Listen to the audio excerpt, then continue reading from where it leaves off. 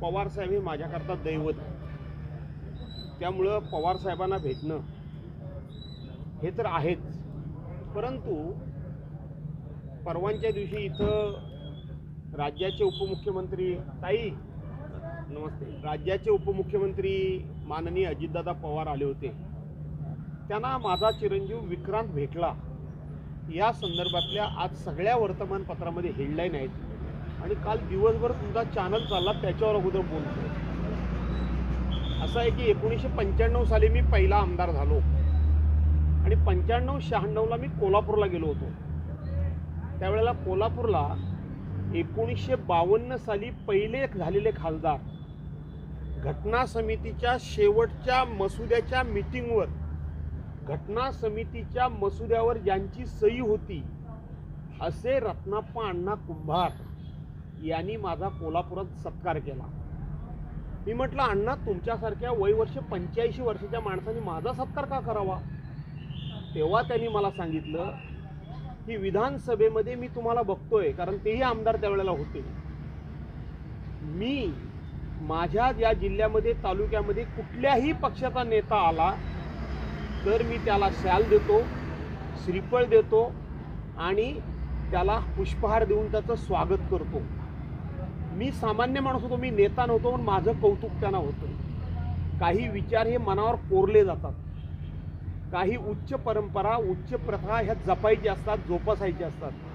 त्या दिवसापासून माझ्या मतदारसंघामध्ये माझा विरोधी पक्षाचा नेता जरी आला, म्हणजे देवेंद्र फडणवीस माझ्या मतदारसंघात आले, मी त्यांना शाल श्रीफळ देऊन त्यांचा सत्कार केला. बावनकुळे आले, त्यांचा केला. उद्धव साहेबांपासून मी दूर होतो. 2019 साली ते ग्वागरला गीतेंच्या प्रचाराला आले, मी शाल श्रीफळ पाठवून त्यांचा सत्कार केला.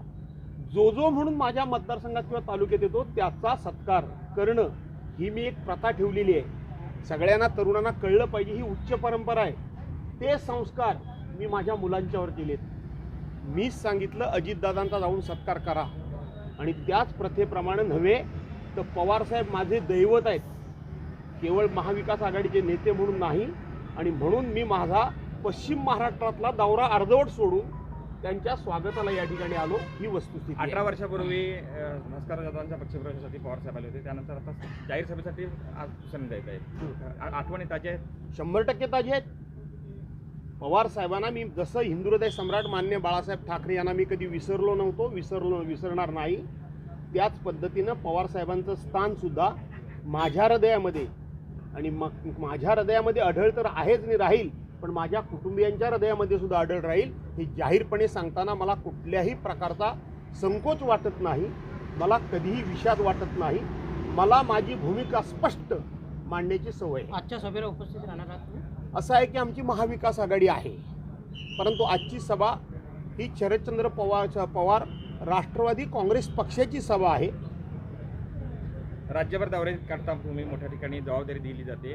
चिपळूण मतदारसंघाकडे कशा पद्धतीने पाहणार आहात? कारण आपल्या शेजारचा आहे गुहागर मतदारसंघावर तर आपली पकड आहे, एवढ्यातून वेळ दिला जाईल का? कशा पद्धतीने याकडे सगळं पाहत आहे? आमच्या पक्षानं काही कामाची विभागणी केलेली आहे. त्याच्यामध्ये पूर्व विदर्भ आणि पश्चिम महाराष्ट्रातला अर्धा भाग, सातारा, सांगली, कोल्हापूर हा माझ्याकडे दिलेला आहे.